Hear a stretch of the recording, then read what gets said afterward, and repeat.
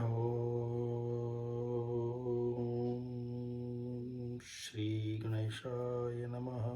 ओम श्री गुरुवे नमः। ओम सीतारामाय नमः। ओम श्री कृष्णाय नमः। ओम महादेवाय नमः। ओम श्री हनुमान देवाय नमः। आज स्कंद 2 अध्याय 7 के 27वें श्लोक से हम लोग आगे चलते हैं। तोकेन जीवहरणम यत उलूकिकाया त्रैमासिकस्य च पदाशकट अप्रोक्त यत रिंगताम अंतर्गतेन दिवि स्पर्शो व उन्मूलनम तु इतरथा अर्जुनयो न भाव्यम। भगवान श्री कृष्ण के परमेश्वर होने में कोई संदेह नहीं है, अन्यथा जब भी वे अपनी माता की गोद में थे तो पूतना जैसी राक्षसी का वध किस तरह कर सकते थे। 3 मास की आयु में ही अपने पांव के छकड़े को कैसे पलट सकते थे, और जब घुटने के बल चल रहे थे तभी गगनचुंबी अर्जुन वृक्षों के जोड़े को समूल कैसे उखाड़ सकते थे। ये सभी कार्य स्वयं भगवान के अतिरिक्त अन्य किसी के लिए असंभव है। हम लोग यहाँ पे भगवान श्री कृष्ण के अवतार का संक्षेप में पढ़ रहे हैं। संक्षेप में ये विशिष्ट कार्यों के लिए जो भगवान विभिन्न अवतार लेते हैं उनकी श्रृंखला में हम लोग देख रहे हैं। तो यहाँ पे ये श्लोक में बोल रहे हैं कि भगवान श्री कृष्ण स्वयं परमात्मा है। इसमें कोई संशय नहीं होना चाहिए, क्योंकि उनने ऐसे ऐसे कार्य किए जो किसी देवता के लिए भी संभव नहीं हो। आप मानव तो छोड़ ही दीजिए, यक्षों को, किन्नरों को, गंधर्वों को, राक्षसों को तो छोड़ ही दीजिए, इसके उनके भी बस की बात नहीं। अगर वो मिलके भी करें तो ये बस की बात नहीं है। इसीलिए उनके जो कार्यकलाप हैं, उनकी जो लीलाएं हैं भगवान श्री कृष्ण की, भगवान श्री राम भी परमात्मा के ही अवतार हैं, परमात्मा है स्वयं, लेकिन कभी उनने ये अपने मुख से नहीं बोला कि मैं परमात्मा हूँ, मैं परमेश्वर हूँ, क्योंकि वो गुप्त अवतार में आए थे। उनने कभी भी ये दर्शाने की चेष्टा ही नहीं की, क्योंकि वो नहीं चाहते थे कि राक्षसों को इस बात का ज्ञान भान हो कि स्वयं परमात्मा आए हुए हैं उनको ख़त्म करने के लिए, उनको समूल ना जड़ से समाप्त करने के लिए। भगवान राक्षसों को ऐसा नहीं कर देते कि योनियों को ही समाप्त कर देते, ऐसा नहीं है। वो सिर्फ जो राक्षसों का लोक है उनको वहाँ भेज देते हैं वापस। राक्षस जो हैं मृत्यु को प्राप्त होते जो हो जाते हैं, जो बच जाते हैं, उनको वो अपने लोक चले जाते हैं वापस, पाताल लोक पे, जो राक्षसों का लोक है। लेकिन जब अधर्म बढ़ जाता है, राक्षसों का जो मुख्य कार्य करने का तरीका है, तो वो क्या होता है, सभी देवताओं के लोकों में भी वो राज्य स्थापित कर देते हैं। पृथ्वी को तो छोड़ो आप, तो भगवान राम ने भी वही किया था, भगवान श्री कृष्ण जब आए उनने भी यही किया था। लेकिन भगवान श्री कृष्ण ने खुलेआम बोला कि मैं प्रभु परमात्मा हूँ, मैं स्वयं ईश्वर हूँ, और इसमें किसी को संशय नहीं होना चाहिए, क्योंकि उनकी लीलाएं ऐसी हैं। इसलिए हम लोगों के लिए कोई दोबारा सोचने जैसी कोई वो नहीं है। आज तक के किसी अवतार में आके भगवान ने ये नहीं बोला कि मैं स्वयं परमात्मा हूँ, हे अर्जुन मैं स्वयं यहाँ परमात्मा के स्वरूप खड़ा हुआ हूँ, तो मुझे नमस्कार करो। कुछ भी नहीं कर सकते तो सिर्फ नमस्कार कर लो। भगवान आपसे ज़्यादा उम्मीद नहीं कर रहे हैं। उन्हें मालूम है कि कलयुग में मनुष्य कुछ नहीं कर सकेगा। ज्ञान इतनी समय तक भगवान ने उसको ज्ञान दिया अर्जुन को, भगवत गीता में नहीं समझ में आया उसको। उनको भक्ति की बातें भी समझाई, वो भी समझ में नहीं आई। अर्जुन ने अंत में यही बोला ना कि प्रभु मुझे ये सब समझ में नहीं आ रहा, मेरी बुद्धि भ्रमित है, मुझे कुछ समझ में नहीं आ रहा, आपकी बातें सही क्या है गलत क्या है मेरे को नहीं मालूम। और आज की स्थिति भी मनुष्यों की यही है, हमें नहीं मालूम सही क्या है गलत क्या है। क्यों? क्योंकि अब बुद्धि में इतना भ्रम हो गया है, इतनी कंट्राडिक्टरी चीज़ें होती हैं। कोई बोलता है ये करो, इतने धर्म हो गए, इतने विधाएं हो गई हैं, इतने तरीके के लोग आ गए हैं कि उनने क्या किया है, अपनी अपनी मान्यता को, और यही कलयुग में भविष्य पुराण में बताया गया है कैसा होगा कलयुग में, कि हर आदमी अपनी एक विदा चला, एक एक अपना एक धर्म चला देगा। वो उसमें नास्तिक भी होंगे, आस्तिक भी होंगे, उसमें सब होंगे। वो अपनी अपनी उसमें ऐसे भी लोग होंगे जो संसार में बहुत कुछ करना चाहते होंगे, वो अपना एक धर्म चला देंगे।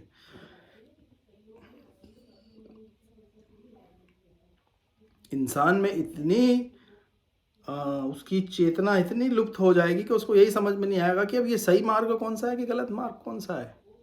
यहीं पे भगवान ने अंत में अर्जुन को यही बोला, तुम कुछ नहीं कर सकते ना, सिर्फ मुझे ही नमस्कार कर लो बस। श्रद्धा से मेरे सामने, श्रद्धा से, मुझे प्रेम से, सिर्फ अगर आप, और ये मैं सही सत्य बात बता रहा हूँ, आप कुछ भी मत करो प्रभु को, सिर्फ कम से कम अगर करना हो ना, तो कम से कम सिर्फ सुबह उठते ही प्रभु का स्मरण करो, रात को सोते ही प्रभु का स्मरण करो, और भोजन करते हुए प्रभु का स्मरण करो बस। ये 3 काम के वक्त प्रभु का स्मरण करके उनको धन्यवाद देते हुए, अपना भोजन ग्रहण करने से पहले प्रभु को उस भोजन की धन्यवाद देते हुए भगवान को भोजन अर्पित करो। सुबह उठते ही प्रभु का स्मरण करो, और शाम को सोते वक्त प्रभु का स्मरण करते हुए सो, और नमस्कार करो उनको। अपने घर में मूर्ति हो या जो भी, अगर तस्वीर हो, भगवान की पिक्चर हो, और थोड़ा कुछ कर सकते तो एक पुष्प जरूर चढ़ाओ भगवान को, एक पुष्प। फलम तोयम पत्रम युग्मे भक्त प्रयच्छति। भगवान ने क्या बोला, फल, पुष्प, जल, कुछ भी आप मेरे को चढ़ा दो, कुछ भी मेरे को ऑफर कर दो, बेयर मिनिमम। कुछ नहीं कर सकते तो इतना ही कर लो। आपको भगवान की भक्ति, कृपा, उनकी दया प्राप्त हो जाएगी हमको, इतना मात्र करने से, क्योंकि कलयुग में कोई इतना करने वाला भी नहीं होगा। सबसे पहले सुबह उठते आदमी क्या करता है, व्हाट्सएप चेक करता है। उसको याद क्या आता है, व्हाट्सएप याद आता है। रात को सोते वक्त व्हाट्सएप देखते देखते सो जाता है, क्योंकि ऐसी स्थिति हो रही है। और अभी तो ये स्टार्ट ही हुआ, अभी आगे पता नहीं और क्या क्या होगा, आर्टिफिशियल इंटेलिजेंस और ये सब आएगा। तो सिर्फ क्यों ये करना है, दुखों से बचने के लिए, क्योंकि दुख का अंत इसके अलावा और कोई नहीं कर सकता। भगवान के स्मरण के अलावा दुख का अंत कहीं नहीं हो सकता। हम अपने चेष्टा से खुद नहीं कर सकते। इसलिए यहाँ पे लिखा है कि भगवान ने जो लीलाएं की हैं, वो लीलाएं इसलिए भी की हैं कि मनुष्य, आने वाले मनुष्य सिर्फ उन मात्र लीलाओं का स्मरण करके इस संसार सागर से मुक्त हो जाए। मात्र उन लीलाओं का स्मरण करके, भगवान को मात्र एक बालक के रूप में देख के आप प्रेम कर लो, भगवान को एक मित्र के रूप में देख के प्रेम कर लो। रिचुअल में फंसने की बहुत ज़रूरत नहीं है, क्योंकि अब रिचुअल करने का समय हम हर किसी से हो नहीं सकता। रिचुअल के लिए ना सामग्री है, ना वो ज्ञान है, ना वो कुछ भी नहीं है रिचुअल के लिए अभी इस वक्त। ये समय ऐसा है। भगवान के लिए जो कुछ करना है मन से, हमें रिचुअल मन से करना है। मन से तो आपको सब कुछ अवेलेबल है। भले ही बाहर स्नो हो रही हो, आपको गुलाब का फूल नहीं मिल रहा है, कमल का फूल नहीं मिल रहा है, मन से तो कमल का फूल पुष्प चढ़ा सकते हैं ना भगवान को। मन में स्मरण करके आप, जैसे गजेंद्र की कथा हमने सुनी थी, जैसे वो सूर्ण से तोड़ता है कमल का पुष्प और भगवान को पूर्ण श्रद्धा से अर्पण करता है, ऐसे ही हम लोग भगवान को स्मरण करते हुए अपने हृदय में कमल का पुष्प आप चढ़ाओ उनको। जो पुष्प पसंद हो वो चढ़ा सकते हो आप, भगवान को अर्पित हो जाता है वो। जितने भी संत आए हैं अभी तक भक्ति मार्ग के, भले ही वो रामानंदाचार्य से लेके, उनके शिष्यों से लेके, भले ही तुलसीदास जी महाराज और भी कई संत, सब जगह के इंडिया के, रिचुअल कम करते थे, मन से ज़्यादा वो करते थे।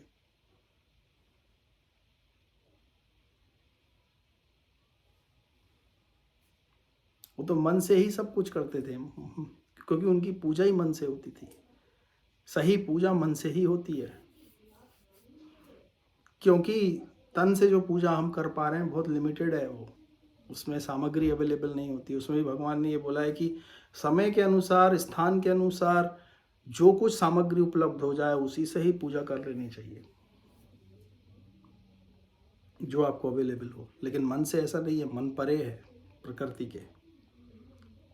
मन में आप स्थित होके भगवान को सामने आप अपने आप को बैठा के आप कर लो पूजा, जैसी पूजा करनी है आपको। तो वहाँ तक ना भी जा पाएँ तो हम सिर्फ इतना तो कर लें कि बेसिक भी कर लें, इनफ है वो। और क्यों करना है ये? इसलिए करना है कि दुख, आने वाले दुखों को काटा जा सके। ये सारा जो हम कर रहे हैं, भले ही हम लोग सत्संग कर रहे हैं, भक्ति कर रहे हैं, जो कुछ भी कर रहे हैं, स्पिरिचुअल और मटेरियल, किस लिए करते हैं? ओनली फॉर वन रीज़न, दुखों को काटने के लिए और सुखों को बढ़ाने के लिए। आप देख लीजिए, हर जीव की चेष्टा एकमात्र के आगे पीछे एक ही गोल के चारों तरफ रहती है। हर किसी की चेष्टा हर वक्त दुख से दूर जाना और सुख के पास जाना। तो ये जो सत्संग है, ये जो भक्ति है, ये जो भगवान का करना है, ये इसीलिए करना है क्योंकि this is the main reason and this will do it, ये करेगा। तो भगवान श्री कृष्ण को अगेन मूर्ख लोग ही समझते हैं कि साधारण मनुष्य के रूप में आए थे, मायावी थे। जैसे दुर्योधन बोलता था मायावी थे। भगवान तो मायापति हैं ही। और किसी के बस की बात है नहीं माया करना। भगवान तो माया ही करते हैं। माया के पति हैं वो। माया उनको नहीं मोहती है, माया मोह नहीं सकती, क्योंकि माया वहाँ तक पहुँच नहीं सकती है। लेकिन उनको ये बोल के कि वो मायावी हैं तो ना, पर प्रभु आप उनको प्रभु मानोगे तो ठीक है, नहीं मानोगे तो की मर्जी है। तो ये यहाँ पे भगवान के बारे में यही बताया गया कि भगवान ने ऐसे ऐसे लीला, ऐसे ऐसे राक्षसों को मारा आके, ऐसे ऐसे अतुलनीय, जिनको बोलना चाहिए, या अकल्पनीय कर्म किए, जो कि किसी साधारण मनुष्य, क्या किसी मनुष्य की कोई भी रेस के लिए वो संभव नहीं है। समय तक को रोक देना, ये कार्य केवल भगवान कर सकते हैं और कोई नहीं कर सकता। इसीलिए फिर यहाँ गोपियों के बारे में आता है कि भगवान ने अपनी माता को मिट्टी खाते वक्त देखा कि जब उनकी माता ने देखा उनके मुख के अंदर, तो वो भगवान ने एक सेकंड के लिए माया उनके मुख के अंदर देखा तो सारे ब्रह्मांड और सारा जगत उनके अंदर देखा, तो वो मोहित हो गई, विस्मय हो गई। फिर वो थोड़ी देर के भगवान ने वो माया हटा ली वहाँ से। तो भगवान ने ऐसे ऐसे कर्म किए, इसलिए वो भगवान कहे जाते हैं। इसलिए उनको भगवान के अलावा कोई दूसरा उपाधि दे नहीं सकते आप। यहाँ तक कि वैष्णो उनके अपने स्वयं के धाम में ब्राह्मण के बालक को लेके अर्जुन ने प्रतिज्ञा की थी कि मैं ब्राह्मण के मरते हुए बालकों को बचा लूँगा, और नहीं बचा पाया तो अग्नि में जल के अपने आप को भस्म कर लूँगा। तब भगवान विष्णु सिर्फ कृष्ण जी को बुलाने के लिए वहाँ पे वो बालकों को ले जाते हैं। तो जब वो अर्जुन अपने शरीर त्यागने के लिए तत्पर हो जाते हैं, तो भगवान फिर ध्यान करके देखते हैं कि कहाँ है ये बालक। तो देखते हैं विष्णु लोक में। तो भगवान बोलते हैं मैं लेके आता हूँ उन बालकों को। तो अर्जुन को साथ में लेके जाते हैं और उन बालकों को लेके आते हैं। कहाँ? विष्णु धाम, साक्षात ऐसे ही शरीर से।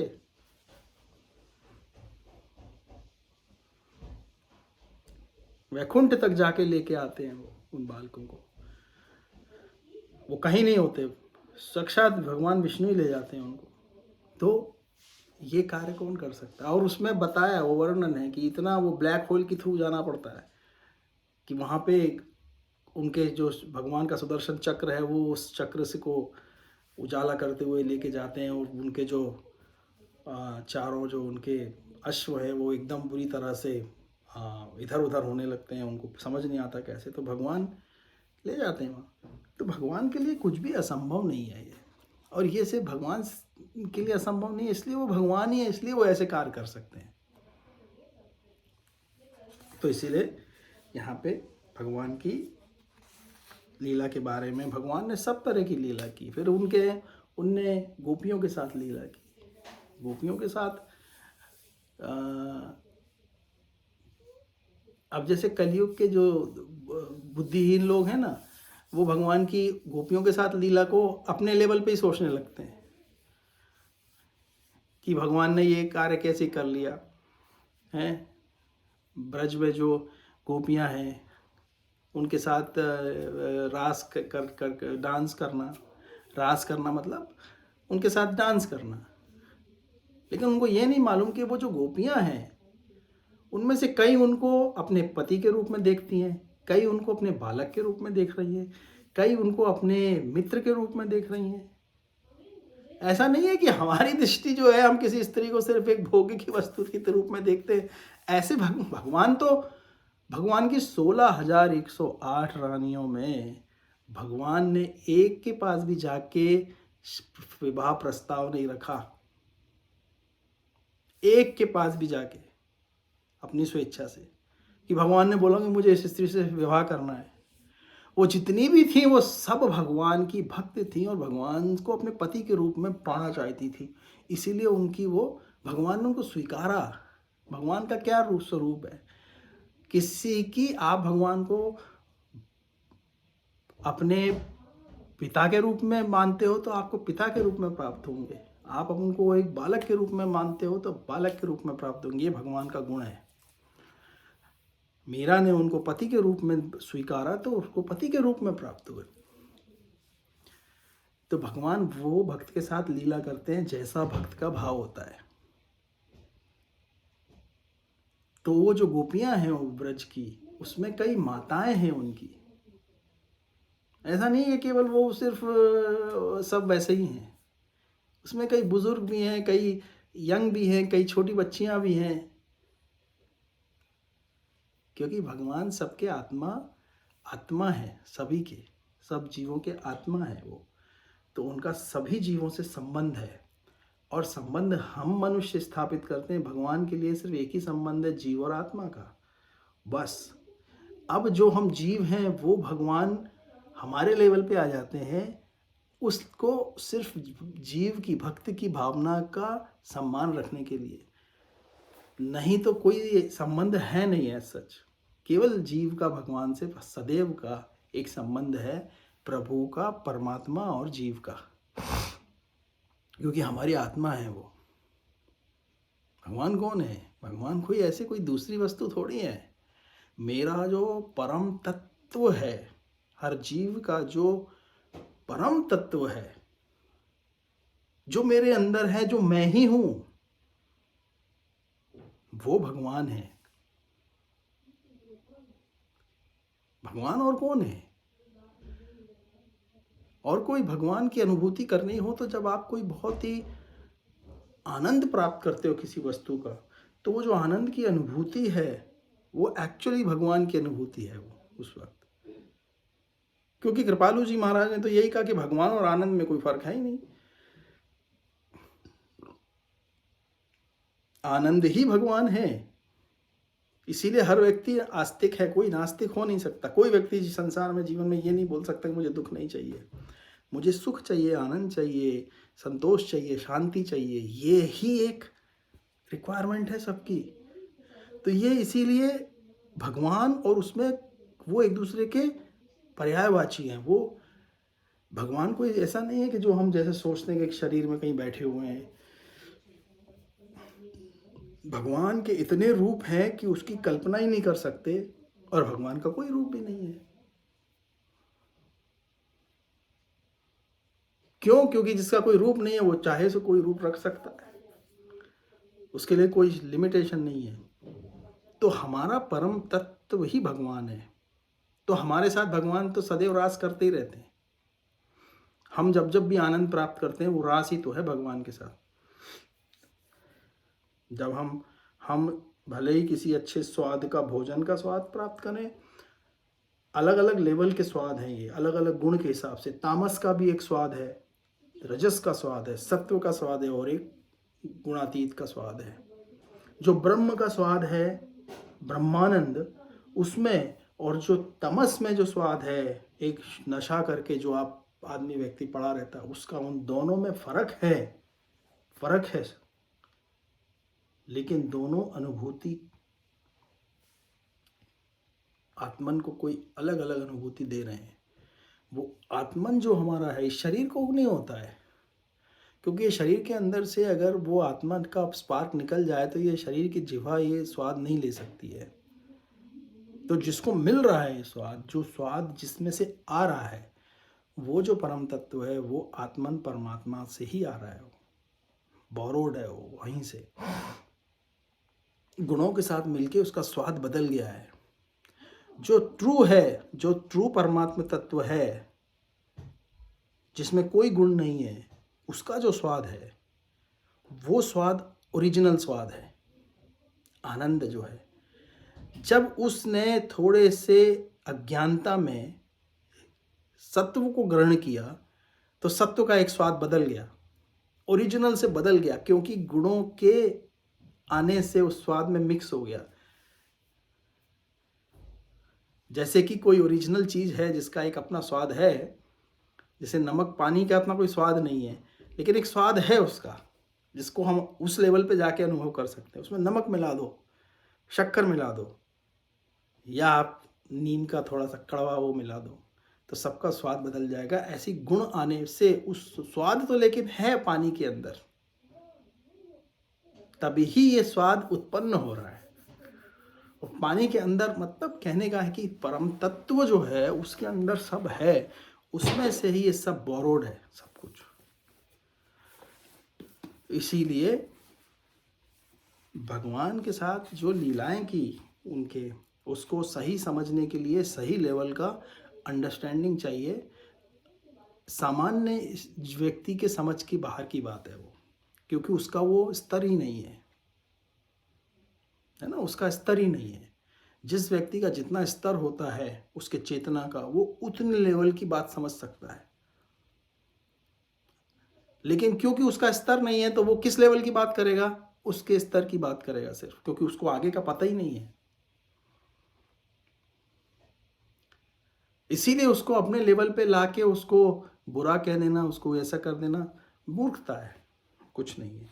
इसलिए भगवान की लीला जो है गोपियों के साथ, वो वही समझ सकते हैं जो उस स्तर पे पहुंच चुके हैं।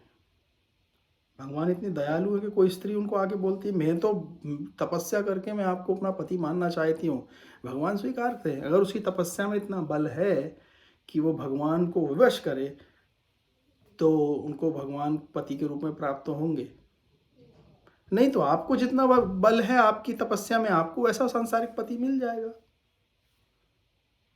भाई मीरा भी थी, है ना, और संसार की सामान्य स्त्रियां भी हैं।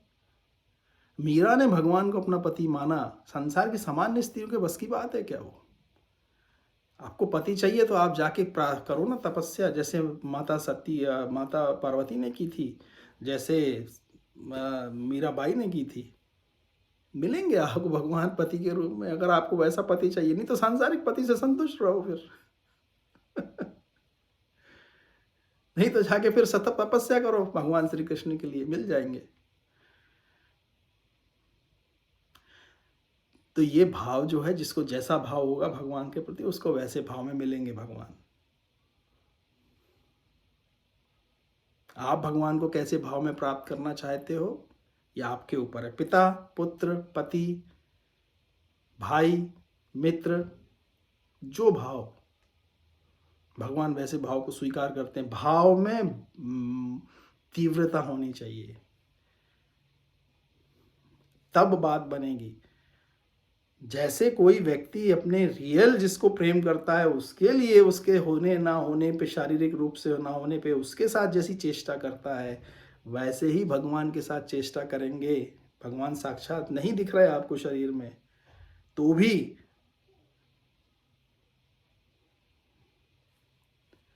आपको यही लग रहा है कि भगवान तो है यहाँ पे, तब वो भाव से भगवान, क्योंकि भगवान सर्वज्ञ हैं, सर्वव्यापी हैं और सब कुछ जानने वाले हैं, सर्वात्मा है, वो सब कुछ जानते हैं, हर व्यक्ति के जीव के भाव को जानते हैं। वो हम जितना नहीं जानते वो जानते। क्यों? क्योंकि वो हमारा खुद का तत्व है, ओरिजिनल तत्व है, वो हमारा खुद का परम तत्व है। परम मतलब अल्टीमेट, तत्व मतलब वो एसेंस, अल्टीमेट चीज है। वो सब जानती है, हम खुद नहीं जानते। हमको ऐसा लग रहा है हम उससे अलग हैं, हम अलग नहीं है। तो इस तरह भगवान के, फिर श्री कृष्ण अवतार के बाद भगवान के बुद्ध अवतार की बात आती है, जिसमें बुद्ध अवतार में जो है, यहाँ पे इसमें लिखा हुआ है कि द्वेदुषाम निगम वर्तमनि निशिष्टानाम पूर्वी मयेन विहिताभि अदृश्य तूर्भि अदृश्य लोकान घ्नताम मति विहोम मति प्रलोभम वेशम विधाय बहुभाष्यते औपधर्मीयम। जब नास्तिक लोग वैदिक विज्ञान में अत्यंत दक्ष बनकर महान विज्ञानमय के द्वारा निर्मित श्रेष्ठ प्रक्षेपास्त्रों में चढ़कर आकाश में अदृश्य उड़ते हुए विभिन्न ग्रहों के निवासियों का संहार करेंगे, तो भगवान बुद्ध के रूप में अत्यंत आकर्षण वेग धारण करके उनके मस्तिष्कों को मोह लेंगे और उन्हें उपधर्मों का उपदेश देंगे। भगवान बुद्ध के रूप में आके जब लोगों ने अपने वेदों की गलत व्याख्या करके सिर्फ रिचुअलिस्टिक हो गए और अपनी विकारों को ही पुष्टि करने के लिए गौ हत्या कर देना, जाकी जीवों की हत्या करके मांसाहार बन जाना, वेदों का सहारा लेके कि वेदों में ऐसा किया हुआ है, कहीं बताया हुआ है, गलत व्याख्या करके अपनी पुष्टि के लिए, अपने संतोष के लिए, तो भगवान ने यहाँ तक भी गौतम बुद्ध के रूप में आके उनने ये बताया कि इसको अभी मत मानो। और इसीलिए कई हिंदुओं में कई जो संत हैं वो गौतम बुद्ध को भगवान का अवतार नहीं मानते, क्योंकि उनने बोला कि अगर तुम यहाँ तक बोल दिया कि वेदों को मत मानो तुम, अगर वेदों में ऐसा लिखा हुआ है तो कहीं पे, जबकि वेदों में ऐसा कहीं लिखा हुआ नहीं है। ठीक है। और हिंदुओं के वेद जो हैं जितने, कई वेदों में ज़्यादातर सब साइंटिफिक है, सब कुछ अपने जितने वेद हैं वो सब विज्ञान के ऊपर निर्धारित हैं, है ना। ऐसा कहीं भी कुछ शाश्वत ऐसा नहीं है कि बस व्याख्या के ऊपर है कि आप कैसी व्याख्या कर रहे हो उसकी। और अलग अलग मत के लोग होते हैं, वो अपने हिसाब से मत कर देते हैं उसकी व्याख्या। तो ऐसे ही करके उस टाइम पे कि लोग भ्रष्ट हो गए, जीव हत्या करने लग गए, स्त्री गमन करने लग गए, जो कुछ अभी कलयुग में हो रहा है। अभी बस कितना 2000 साल 3000 साल पहले की तो समय की बात है वो। लेकिन साइंटिफिकली मटेरियलिस्टिकली बहुत डेवलप हो गए, बहुत तक टेक्नोलॉजी डेवलप कर ली। तो इस तरह से उनने ये बोला कि गौतम बुद्ध के रूप में आके उन्होंने समझाया कि आप अहिंसावादी बनो, हिंसा मत करो। उनके मुख्य, गौतम बुद्ध की मुख्य जो है उसमें उन्होंने बोला कि दुखों का जो कारण है वो इच्छाएं हैं। Suffering is the root cause, desires are the root cause of suffering. जो व्यक्ति, जो सफरिंग है वो इसीलिए है क्योंकि आपकी बहुत इच्छाएं हैं बहुत कुछ करने की, और इच्छाओं का कहीं अंत नहीं होता। अगर कोई इच्छा का अंत होता और आप इच्छा करते और प्राप्त होके आपको संतोष प्राप्त हो जाता तो वो तो बात ठीक थी। लेकिन क्योंकि इच्छाओं का कोई अंत नहीं होता, इसीलिए वो दुख को ही जन्म देता रहता है, एक दुख से दूसरे, दूसरे से तीसरे, तीसरे से चौथे को। और आप इसका ऊपर चिंतन करके, इसके ऊपर मनन करके देख लेना कि दुख जो है उनका मुख्य कारण यही होता है, महत्वाकांक्षाएं ही होती हैं। क्योंकि जीव को असंतोष सब कुछ लिंक है उससे ही। जब महत्वाकांक्षाएं हैं मतलब आपने अपने डिजायर स्टेट में और एग्जिस्टिंग स्टेट में एक एक अंतर बना दिया, आपने क्रिएट कर दिया डिफरेंस अपने अंदर। क्या कि नहीं, मुझे जो चाहिए और जो मैं हूं उसमें फर्क है। तो जैसे ही आपने ये अंतर क्रिएट कर दिया तो अंदर जो है आत्म तत्व के अंदर, आत्मा के लेवल पे आपने ये बता दिया कि आप पूर्ण नहीं हो, अभी आपको कुछ चाहिए है। तो वहीं से जो है सारी सृष्टि का आरंभ चालू हो जाता है। जगत का ही आरंभ ही इसी से होता है, जब हमने ये मान लिया अज्ञानता में हम पूर्ण हैं ऑलरेडी, सब कुछ है, सब कुछ सही है, परफेक्ट है, बस मान लिया कि नहीं है परफेक्ट। वहीं से जगत का निर्माण चालू हो जाएगा। अब सारी चेष्टाएं अभी जो हर व्यक्ति कर रहा है संसार में, धन कमाना है, पद कमाना है, बहुत कुछ भोगना है, ये किस लिए है? इसीलिए क्योंकि हमने अपने अंदर कहीं डाल दिया है कि I am not perfect, there is कुछ है मेरे को जो प्राप्त करना है, जबकि ट्रूली हमें कुछ प्राप्त करना नहीं है। भैया हम सोचो ना, ऐसा क्या है जो रावण के पास नहीं था? रावण ने तो मृत्यु के देवता को भी जीत लिया था। तो मान लो आज हम मनुष्य के रूप में, मनुष्य जाति के रूप में हम जीत लें मृत्यु के देवता को भी, सबको जीत लें मान लो, और उसके बाद भी तो आप बताइए कि क्या नहीं था रावण के पास? एक वस्तु नहीं थी उसके पास, शांति नहीं थी उसके पास। सब प्राप्त करने के बाद भी अगर वो नहीं है तो ये सब जो है ना, ये जीरो ही है। ये सब, ये बड़ा जीरो, ये जीरो है। ये सब प्राप्त कर लिया आपने, एंड वन एंड से दूसरे एंड तक, लेकिन इसमें एक शांति नहीं है, वो एक बिंदु शांति का नहीं है, तो ये कंप्लीट नहीं हुआ।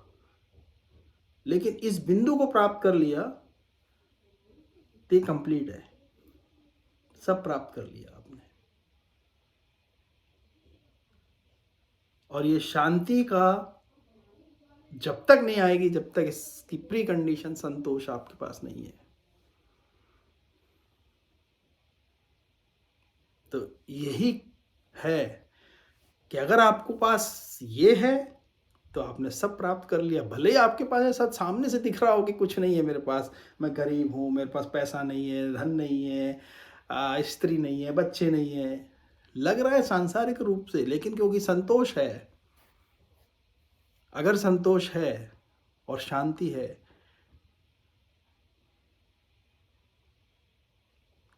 ना, मरने के बाद भी लोग सब शांति प्राप्त हो प्रभु, उसको ये बोलते हैं। ऐसे नहीं बोलते कि प्रभु उसका जो भी गोल था वो उसको प्राप्त हो, वो जो करना चाहता था उसको प्राप्त हो, ऐसा कोई नहीं बोलता है। सब लोग यही बोलते हैं कि उसको शांति प्राप्त हो, जो भी हो, क्योंकि शांति अल्टीमेट चीज है। जिसने उसको प्राप्त किया उसके लिए अब कुछ प्राप्त करने जैसा नहीं है, और जिसने उसको प्राप्त नहीं किया और कितना ही चाहे करता रहे तो उसका कोई मतलब नहीं है। It is zero, it's of no use, उसका कोई फायदा नहीं है। और इसके मूल में क्या है? अशांति के मूल में क्या है? इच्छाएं।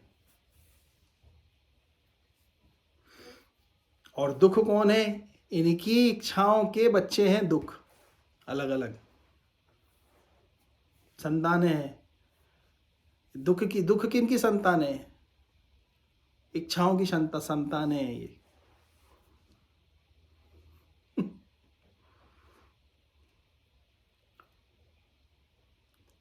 तो या तो आप संतोष प्राप्त कर लो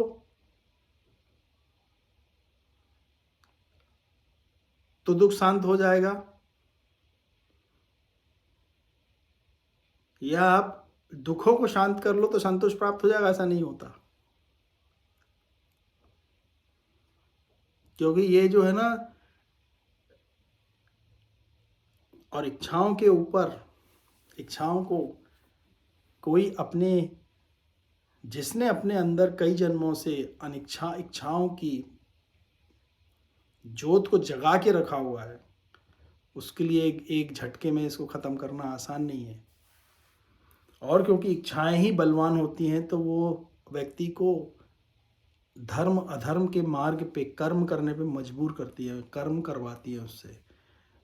और क्योंकि कर्म में उसको इच्छाएं हैं, इच्छाएं ही सबसे ज़्यादा बलवान होती है, और उसको वो बनना होता है, जो उसको प्राप्त करना होता है, उसकी दृष्टि उसी पे होती है, तो वो धर्म अधर्म का विवेक खो देता है। तब उसको ये पता नहीं होता कि मेरे को सही मार्ग कौन सा है, गलत कौन सा है, क्योंकि उसका दिमाग में तो, उसके मन में तो सिर्फ उसकी कामना तो उसके गोल की होती है, उसको प्राप्त करने की, जल्दी से जल्दी। और यहीं क्योंकि धर्म अधर्म का विवेक नहीं होता, तो अब सुख दुख चालू होते हैं इधर से। तो सुख और दुख जो हैं वो एक्चुअली में धर्म कर्म के बालक हैं, कर्म के बालक हैं। और कर्म जो है, उसका जो कर्म जो है वो इनका इनका बालक है, इच्छाओं का।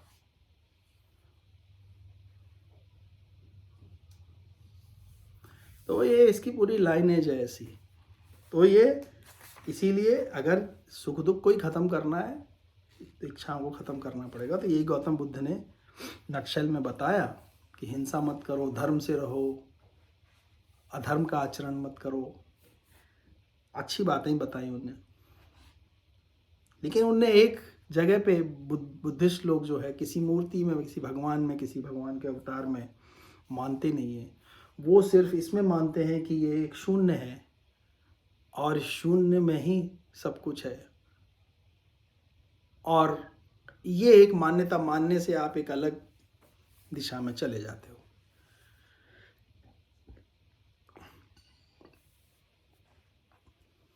बस यहीं से आप मान्यता अलग अलग हो जाती है, एक अलग धर्म बन जाता है कि भाई जिनको वो पसंद है, जिनको वो प्रिय है, वो कर रहे हैं, निर्गुण निराकार में चले जाते हैं।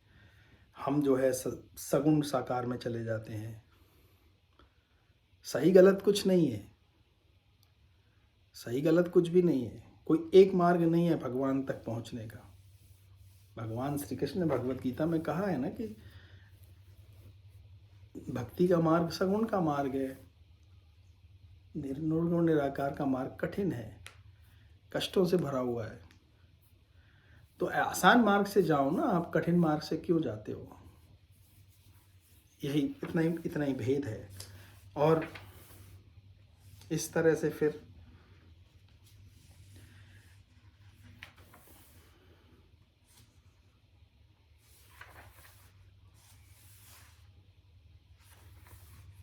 यहाँ पर भगवान का अलग अलग विधियों से, यहाँ पे भगवान के अलग अलग अवतारों के बारे में बताया हुआ था। और जो मार्ग जिसको जैसा लगे वो वैसा करता है। लेकिन भगवान को प्राप्त करने वाले बहुत सारे लोग हुए पहले भी, सतयुग में, त्रेता युग में, द्वापर में, कलयुग में आज भी हैं बहुत सारे जिनको भगवत प्राप्ति हो चुकी है। बहुत सारे ऐसे संत हैं जो भगवत प्राप्ति होती है तो वो अपने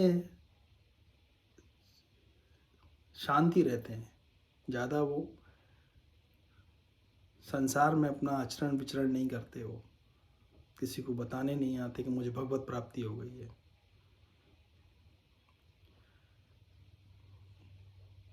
क्योंकि उसके आनंद में वो लोग अपने मस्त रहते हैं, वो उसमें सुखी रहते हैं।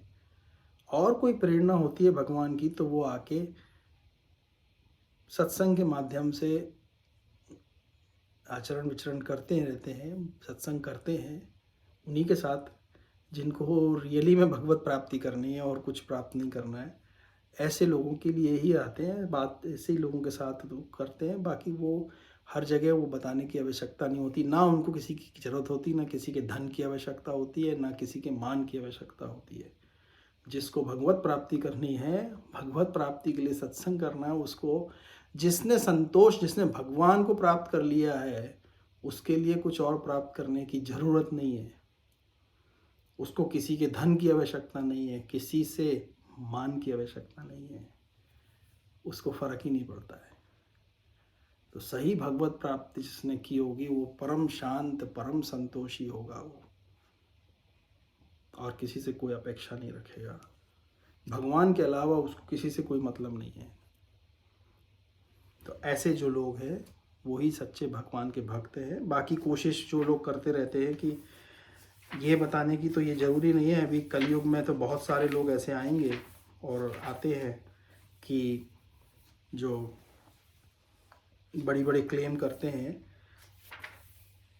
हमारा वो विषय ही नहीं है यहाँ पे इस वक्त। लेकिन ये जो विशिष्ट कार्यों के लिए निर्धारित अवतार है भगवान के, श्रीमद् भागवत का ये स्कंद 2 का अध्याय 7, इसका जो आखिरी श्लोक है यहाँ पे, मायाम वर्णयतः मुष्य ईश्वरस्य अनुमोदतः श्रमतः श्रद्धया नित्यं माया आत्मना मुह्यति। विभिन्न शक्तियों से संबंधित भगवान के कार्यकलापों का वर्णन, उनकी प्रशंसा तथा उनका श्रवण परमेश्वर की शिक्षाओं के अनुसार होना चाहिए। यदि नियमित रूप से श्रद्धा तथा सम्मान पूर्वक ऐसा किया जाता है तो मनुष्य निश्चित रूप से भगवान की भ्रामक शक्ति से उबर सकता है। यहाँ पर अध्याय 7 समाप्त हो जाता है। ठीक है। तो यहाँ संक्षेप में भगवान के सारे, एक ये भागवतम पूरा भगवान के अवतारों के ऊपर है, और अभी ये अवतारों की कथाएं चालू होंगी यहाँ से। लेकिन यहाँ तक हमने जो है भगवान के जितने अलग अलग अवतार हैं उनकी कथा संक्षेप में देखी, और भगवान की लीलाओं के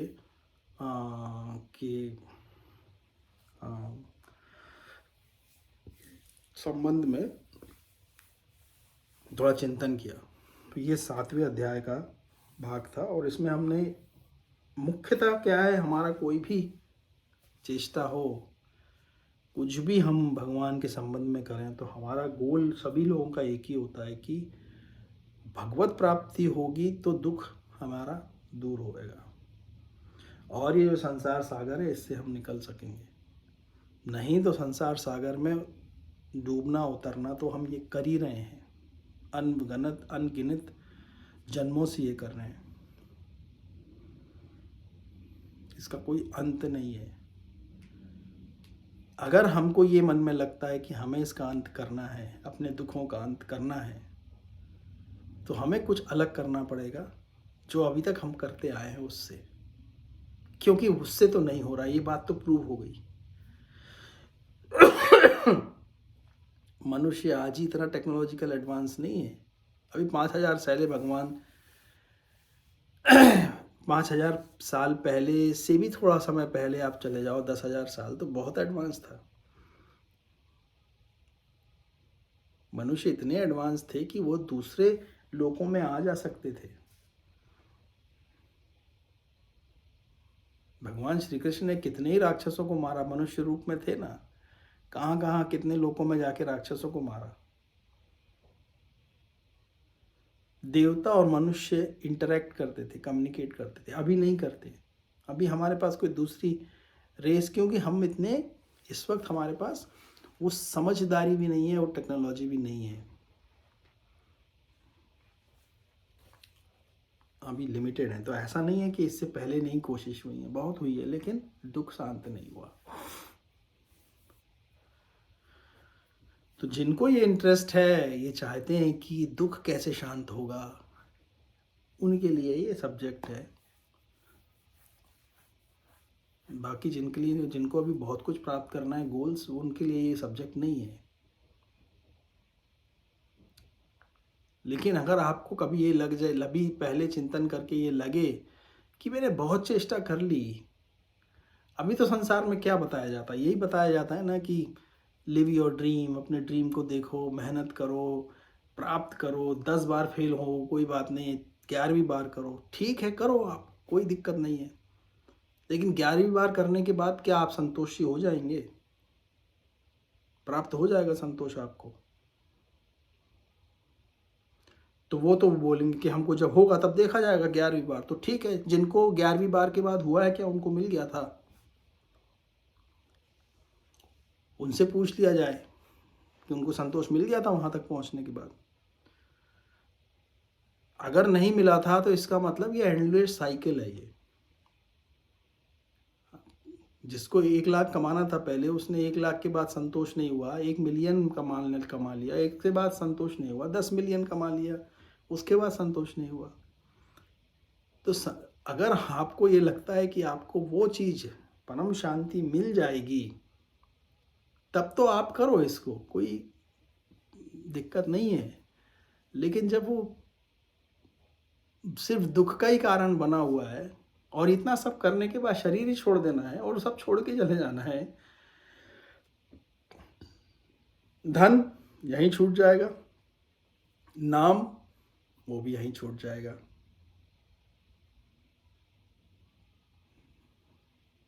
कर्म जल आपके कर्म आपको भक्ति नहीं दिलाएंगे। वो कर्म जो आपने भगवान को अर्पण नहीं किया वो भक्ति नहीं दिलाएंगे, आपको सुख दुख दिलाएंगे, आपको ऊपर के लोग दिला देंगे। आपने बहुत अच्छे अच्छे लोगों का कर्म किया है, बहुत अच्छा दान पुण्य किया है, आपको देवताओं की योनि मिल जाएगी। और जैसे ही वो जितना भी आपने किया होगा वो क्षीण होगा, वापस गिर जाओगे यहीं पे, आपको कोई मोक्ष नहीं मिल जाएगा उससे। तो कुछ भी हम जो करते हैं उसका एंड जो है वो चक्कर लगाते रहना ही है यहाँ पे, इस जगत में ही। उसका कोई, यहाँ से निकल नहीं सकते। ब्रह्मलोक पर्यंत, पाताल से ब्रह्मलोक पर्यंत 14 लोकों में चक्कर लगाते रहेंगे, कभी नीचे कभी ऊपर, और रहे नहीं है, लगा के आ रहे हैं अभी। यहाँ बैठ के हम लोग ये जो बात कर रहे हैं, हम बहुत चक्कर लगा चुके हैं ऊपर नीचे के, हमें मालूम नहीं है। और थोड़ी योग अवस्था आप परिपक्व करो, आपको दिख जाएगा कि आप कहाँ थे। ध्यान में जाओ, आपको दिखेगा। धीरे धीरे जैसे ध्यान गहन होगा, सुदृढ़ होगा, वैसे वैसे हमको ये भी दिखने लगेगा कि हम कहाँ कहाँ घूम के आए हुए, लेकिन निकले नहीं हैं यहाँ से कभी। तो ये जगत is for them who have unmet desires. The world is only for them. जिनके पास शांति नहीं है ना, वही लोग हैं यहाँ पे। लेकिन जिनको शांति मिल चुकी है उनका कोई काम भी नहीं है यहाँ पे, वो सिस्टम से आउट हो जाते हैं। They are not needed anymore. आप खुद देख लो, अगर आपको संतोष हो जाएगा तो आपको जगत खुद अपने से अलग कर देगा। आपको कोई बुलाएगा नहीं, आपके साथ कोई बातचीत नहीं करेगा, ज़्यादा कोई आपके साथ इंटरेक्ट नहीं करेगा, क्योंकि उन असंतुष्टों का समाज है ये। आप संतुष्ट हो जाओ, आपको ज़्यादा कोई पूछेगा ही नहीं। बिल्कुल खुद भी समाज आपको अलग कर देगा। इवन स्पिरिचुअल ऑर्गेनाइजेशंस के अंदर भी आप संतुष्ट हो जाओ, भक्ति करो सिर्फ, आपको कोई पूछेगा ही नहीं उन ऑर्गेनाइजेशंस में भी, क्योंकि एवरीबडी हैज सम गोल्स। और मैं ये बात बता रहा हूँ, बहुत ऊपर की बात है ये। वहाँ पर जो पहुँच जाते हैं उनको किसी की आवश्यकता नहीं होती है, ना तो उनको इनकी संसार की आवश्यकता होती है, ना संसार को इनकी आवश्यकता होती है। इसीलिए जो संतुष्ट हो गया, शांति हो गया, वो संसार से शारीरिक रूप से भी अलग हो जाता है, सामाजिक रूप से भी अलग हो जाता है, और मृत्यु के बाद भी इस संसार से निकल जाता है। वो इज नॉट नीडेड। हम तो जीते जी देख सकते हैं, संतोष और शांति जिसको प्राप्त हो जाती है, नोबडी नीड्स देम। हाँ, लेकिन जिनको प्राप्त करनी है, they are needed by those. उनको सिर्फ वही लोग पीछे आते हैं उनको पूछने के लिए या सत्संग करते हैं, जिनको ये लगता है कि हाँ भाई जिनको वो शांति, सुख शांति प्राप्त करनी होती है। बाकी किसी को मतलब नहीं है।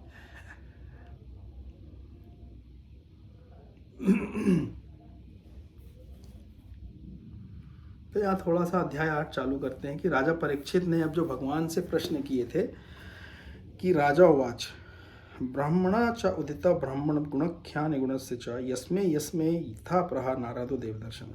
राजा परीक्षित ने सुखदेव गोस्वामी से पूछा कि नारद मुनि ने जिनके श्रोता ब्रह्मा जी द्वारा उपदेशित श्रोता जितने ही भाग्यशाली हैं, किस प्रकार भौतिक गुणों से रहित भगवान के दिव्य गुणों का वर्णन किया और वह किन किन के समक्ष बोले।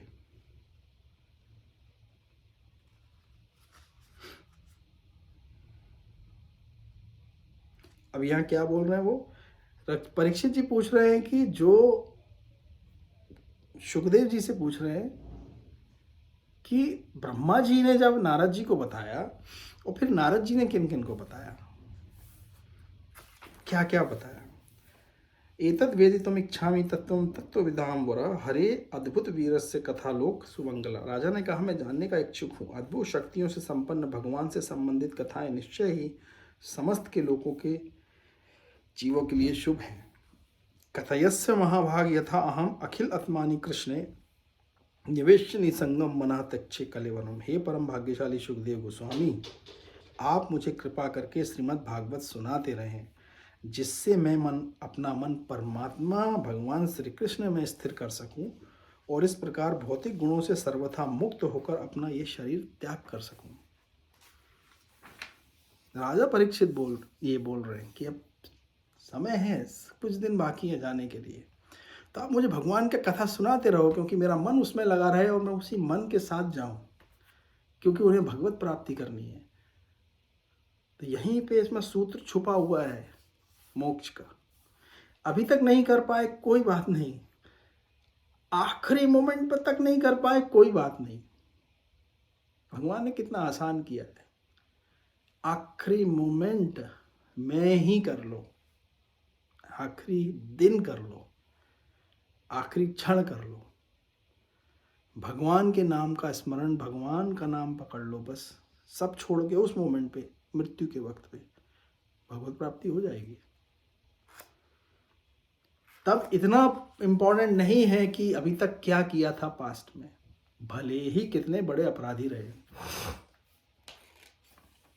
क्योंकि भगवान का नाम उस उजाले की तरह है, रोशनी की तरह है, उस लाइट की तरह है कि वो कितने बिलियंस ऑफ ईयर तक वो अंधेरा रहा, वो जैसे ही वहाँ पे वो लाइट आती है वो अंधेरा वहाँ से हट जाता है।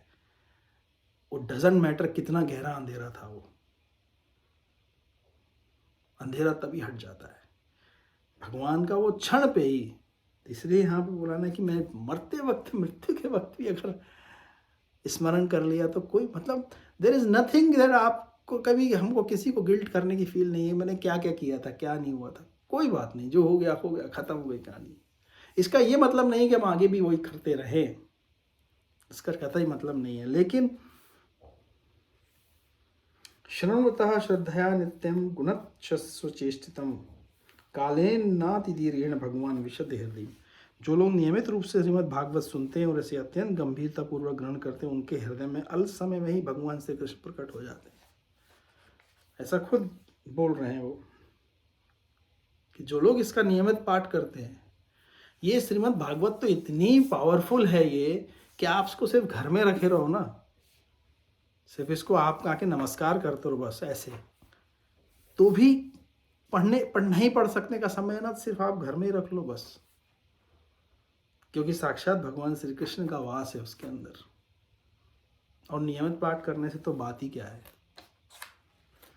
प्रविष्टः करुणरंधिरीण स्वानम भाव सरोरुहु धुनोति शमलम कृष्ण सलिलस्य यथा शरण।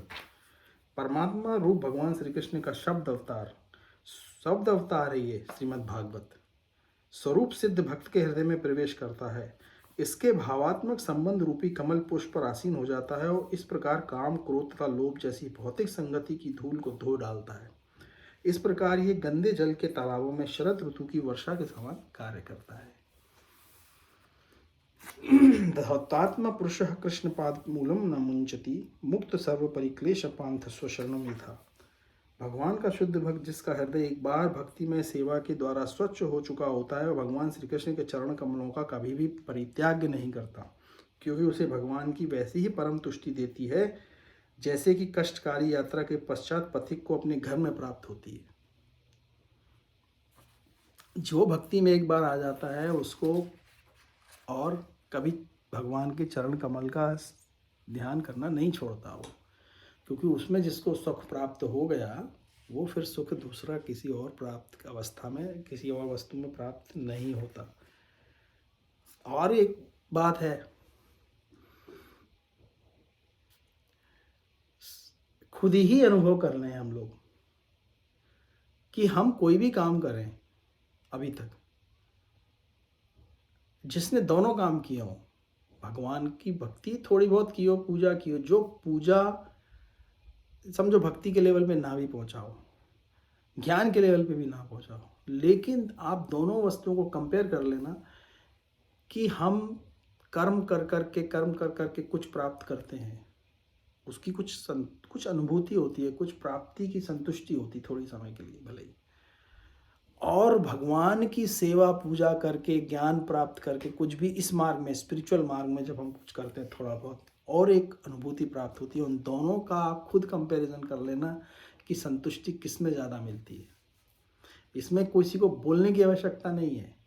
सांसारिक उपलब्धि और स्पिरिचुअल उपलब्धि में स्वयं आप खुद एक बार करके देख लेना, आपको समझ में आ जाएगा कि क्यों, आप भले ही कितने भी सांसारिक हो, आपको ये दोनों में भेद पता चल जाएगा कि किसका स्वाद ऊंचा है, किसकी संतुष्टि, किसका अनुभव ऊंचा है।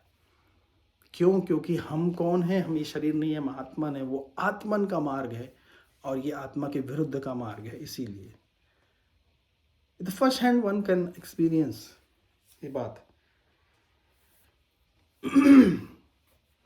उसका जो स्वाद है बहुत समय तक रहता है, उसकी अनुभूति बहुत समय तक रहती है, उसमें शांति बहुत समय तक रहती है।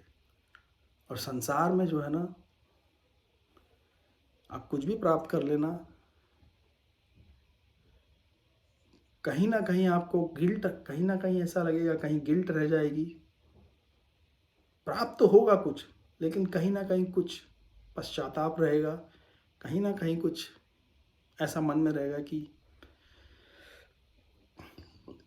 उसका स्वाद मज़ेदार नहीं होता, आनंद उसका मज़ेदार नहीं होता। प्राप्ति का, सांसारिक वस्तु की प्राप्ति का आनंद उतना मज़ेदार नहीं होता और उतना समय तक नहीं टिकता वो। यही फ़र्क है। स्पिरिचुअल का थोड़ा सा किया हुआ काफ़ी समय तक टिकता है और वो काफ़ी आपको याद रहता है और उसका आनंद अनुभव अच्छा ज़्यादा समय तक याद रहता है। तो चलो आज यहीं 8वें अध्याय के 7वें श्लोक पर आके रोक देते हैं। ओम नमो भगवते वासुदेवाय।